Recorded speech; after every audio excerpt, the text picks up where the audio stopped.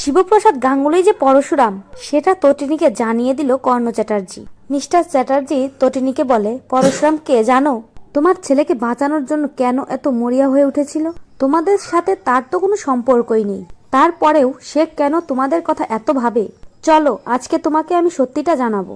এরপরে তটিনী যেটা শুনলো তাতে নিজের মাথা কি করে ঠিক রাখবে সেখানে নন্দিনীও ছিল। অ্যাডভোকেট নন্দিনী মুখার্জি, যে বাড়ির প্রত্যেকটি ক্রিমিনালের নামে এফআইআর করেছে, তার এফআইআরই পুরো মুখার্জি পরিবার কাঁপিয়ে দিয়েছে।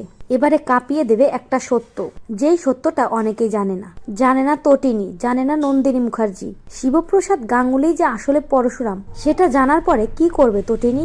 নিজের স্বামীর সাথে এক সংসারে থাকবে সে, নাকি নিজের স্বামীকে ছেড়ে চলে আসবে? নিজের স্বামী তাকে ঠকিয়েছে, কিন্তু সে কি এটা একবারও ভাববে না যে সেও নিজের স্বামীকে ঠকাচ্ছে? সেও তো তার স্বামীর থেকে অনেক কিছু গোপন করে গেছে। হ্যাঁ বন্ধুরা, আপনাদের কি মনে হয় অবশ্যই কমেন্ট করে জানাবেন। ওইদিকে তটিনী কর্ণ চ্যাটার্জির কাছ থেকে সত্যিটা জানার পরে তার অবস্থা খারাপ হয়ে গেল। তার মাথা ঘুরে গেল, তার পায়ের তলার মাটি সরে গেল, তার মাথার উপর যেন আকাশ ভেঙে পড়ল।